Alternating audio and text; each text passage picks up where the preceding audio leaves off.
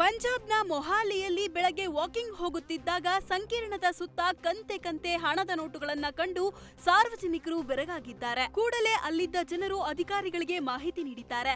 ಮಾಹಿತಿ ತಿಳಿಯುತ್ತಿದ್ದಂತೆ ಸ್ಥಳಕ್ಕೆ ಆಗಮಿಸಿದ ಇಡಿ ಅಧಿಕಾರಿಗಳು ಬ್ಯಾಗ್ಗಳನ್ನು ವಶಕ್ಕೆ ಪಡೆದು ತನಿಖೆ ನಡೆಸಿದ್ದಾರೆ.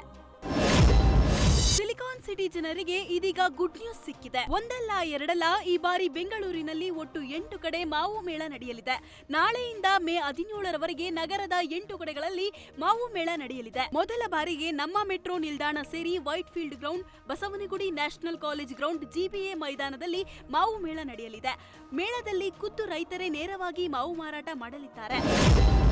ಕೋಟೆನಾಡು ಚಿತ್ರದುರ್ಗದಲ್ಲಿ ನಾಳೆಯಿಂದ 2 ದಿನಗಳ ಕಾಲ ಬಿಎಸ್ವೈ ಅಭಿಮಾನೋತ್ಸವ ಕಾರ್ಯಕ್ರಮ ಅದ್ದೂರಿಯಾಗಿ ನಡೆಯಲಿದೆ. ಅಭಿಮಾನೋತ್ಸವಕ್ಕೆ ದಾರಿಯುದ್ದಕ್ಕೂ ಎಲ್ಲೆಡೆ ಬ್ಯಾನರ್ ಬಂಟಿಂಗ್ ಕಟ್ಟಿ ತಯಾರಿ ನಡೆಸಲಾಗುತ್ತಿದೆ. ಮಾದಾರ ಚೆನ್ನಯ್ಯ ಶ್ರೀಮಠದ ಹಿಂಭಾಗದಲ್ಲಿ ಕಾರ್ಯಕ್ರಮಕ್ಕೆ ಮಾಜಿ ಸಿಎಂ ಬಿಎಸ್ ಯಡಿಯೂರಪ್ಪ ಚಿತ್ರದುರ್ಗಕ್ಕೆ ಆಗಮಿಸಲಿದ್ದಾರೆ. ಕನಕದಾಸ ವೃತ್ತ ಇಂದ ಮದಕರಿ ಸರ್ಕಲ್ ವರೆಗೂ ಬಿಎಸ್ವೈ ಅದ್ದೂರಿ ಮೆರವಣಿಗೆ ನಡೆಯಲಿದೆ. 44 ನಿಯಮ ಉಲ್ಲಂಘಿಸಿದ ಆಟೋ ಚಾಲಕನಿಗೆ 23,500 ರೂಪಾಯಿ ದಂಡ ವಿಧಿಸಲಾಗಿದೆ. ಕಲಬುರಗಿಯ ಸಂಚಾರಿ ಠಾಣೆ ಪೊಲೀಸರಿಂದ ದಂಡ ವಿಧಿಸಿ ಆಟೋ ಜಪ್ತಿ ಮಾಡಲಾಗಿದೆ. ಆಟೋ ಪರಿಶೀಲನೆ ವೇಳೆ signal jump, no parking, mobile ಬಳಕೆ ಸೇರಿ ಹಲವು ಬಗೆಯ ಸಂಚಾರಿ ನಿಯಮ ಉಲ್ಲಂಘನೆ ಮಾಡಿರುವುದು ಬೆಳಕಿಗೆ ಬಂದಿದೆ. ಹೀಗಾಗಿ ದಂಡ ವಿಧಿಸಿ ಆಟೋ ಜಪ್ತಿ ಮಾಡಿದ್ದಾರೆ.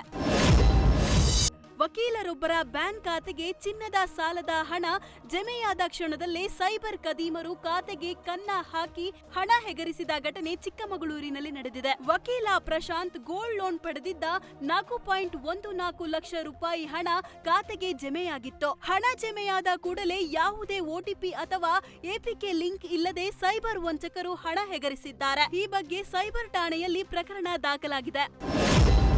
Belagavi SP K Ramarajan rowdy ಶೀಟರ್ಗಳಿಗೆ ಶಾಕ್ ಕೊಟ್ಟಿದ್ದಾರೆ. ಜಿಲ್ಲೆಯ ವಿವಿಧ ಪೊಲೀಸ್ ಠಾಣೆಗಳ ಕಾನೂನು ಬಾಹಿರ ಚಟುವಟಿಕೆ ಮಾಡುತ್ತಿದ್ದ 18 ರೌಡಿ ಶೀಟರ್ಗಳನ್ನು ಗಡೀಪಾರು ಮಾಡಿ ಆದೇಶ ಹೊರಡಿಸಿದ್ದಾರೆ. ಪದೇ ಕಾನೂನು ಬಾಹಿರ ಚಟುವಟಿಕೆಯಲ್ಲಿ ಭಾಗಿಯಾಗಿ ಸಾರ್ವಜನಿಕರಲ್ಲಿ ಭಯ ಸೃಷ್ಟಿಸಿದ ರೌಡಿಗಳು ಬೇರೆ ಅಪರಾಧ ಕೃತ್ಯದಲ್ಲಿ ಭಾಗಿಯಾದ ಹಿನ್ನೆಲೆ ರಾಜ್ಯದ ವಿವಿಧ ಜಿಲ್ಲೆಗಳಿಗೆ ಗಡೀಪಾರು ಮಾಡಿ ಆದೇಶ ಹೊರಡಿಸಿದ್ದಾರೆ.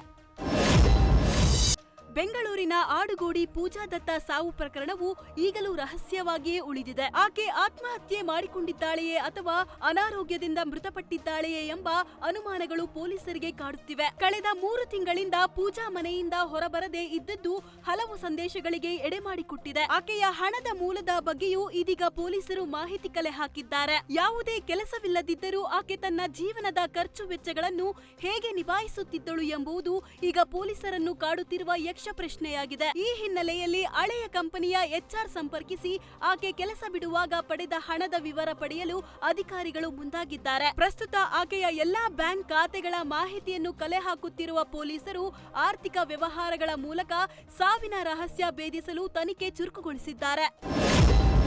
ಮಿಸ್ಸಿಂಗ್ ಕೇಸ್ಗೆ ಸಂಬಂಧಿಸಿದಂತೆ ಪೊಲೀಸರಿಂದ ಬಂಧನಕ್ಕೊಳಗಾಗಿದ್ದ ಯುವಕನೊಬ್ಬ ಠಾಣೆಯಲ್ಲೇ ಆತ್ಮಹತ್ಯೆಗೆ ಯತ್ನಿಸಿ ಐಡ್ರಾಮಾ ಮಾಡಿದ್ದಾನೆ. ನೆಲಮಂಗಲದ ಮಾದನಾಯಕನಹಳ್ಳಿ ಪೊಲೀಸ್ ಠಾಣೆಯಲ್ಲಿ ಈ ಘಟನೆ ನಡೆದಿದೆ. 17 ವರ್ಷದ ಅಪ್ರಾಪ್ತ ಬಾಲಕಿಯನ್ನು ಕರೆದುಕೊಂಡು ಹೋದ ಆರೋಪದ ಮೇಲೆ ಬಳ್ಳಾರಿ ಮೂಲದ ಕಾರ್ತಿಕ್ ಎಂಬಾತನನ್ನ ಬಂಧಿಸಲಾಗಿತ್ತು. ಈ ವೇಳೆ ಠಾಣೆಯಲ್ಲಿದ್ದ ಆರೋಪಿ ಪೋಕ್ಸೋ ಕೇಸ್ ಬೆದರಿಕೆಯಿಂದ ಭಯಗೊಂಡು ಲಾಕರ್ ಕೀ ನುಂಗಿ ಬಿಟ್ಟಿದ್ದಾನೆ. ಬಳಿಕ ಪೊಲೀಸರು ಆತನನ್ನ ಆಸ್ಪತ್ರೆಗೆ ದಾಖಲಿಸಿದ್ದಾರೆ.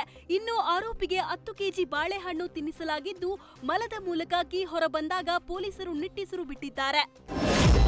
ತಮಿಳುನಾಡು ರಾಜಕೀಯದಲ್ಲಿ ಟಿವಿಕೆ ಪಕ್ಷದ ನಾಯಕ ವಿಜಯ್ ಸದ್ಯ ಕಾದು ನೋಡುವ ತಂತ್ರಕ್ಕೆ ಶರಣಾಗಿದ್ದಾರೆ. ಸರ್ಕಾರ ರಚನೆಗಾಗಿ ಅನ್ಯ ಪಕ್ಷಗಳ ಶಾಸಕರನ್ನು ಸೆಳೆಯುವ ಪ್ರಯತ್ನಕ್ಕೆ ಕೈ ಹಾಕದೆ ತಟಸ್ಥರಾಗಿದ್ದಾರೆ. ಬೇರೆ ಪಕ್ಷದ ಶಾಸಕರು ತಾವಾಗಿಯೇ ಬಂದು ಬೆಂಬಲ ಸೂಚಿಸಲಿ ಎಂಬ ನಿಲುವಲ್ಲಿ ಕಾದು ಕುಳಿತಿದ್ದಾರೆ. ತಮ್ಮ ಪಕ್ಷದ ಶಾಸಕರೆಲ್ಲರೂ ಒಗ್ಗಟ್ಟಿನಿಂದ ಇದ್ದರೂ ಸಹ ನಿನ್ನೆಯ ರಾಜ್ಯಪಾಲರ ಕೆಲವು ನಿರ್ಧಾರಗಳು ವಿಜಯ್ಗೆ ತೀವ್ರ ಬೇಸರ ತಂದಿದೆ. ಇದರ ನಡುವೆ ಪೊಲೀಸ್ ಇಲಾಖೆಯು ನೀಡಿದ ಎಸ್ಕಾರ್ಟ್ ಮತ್ತು ಬೆಂಗಾವಲು ವಾಹನಗಳನ್ನು ಏಕಾಏಕಿ ಹಿಂತೆಗೆದುಕೊಂಡಿರುವುದು ನಟ ವಿಜಯ್ಗೆ ಅಸಮಾಧಾನ ತಂದಿಕ್ಕಿದೆ.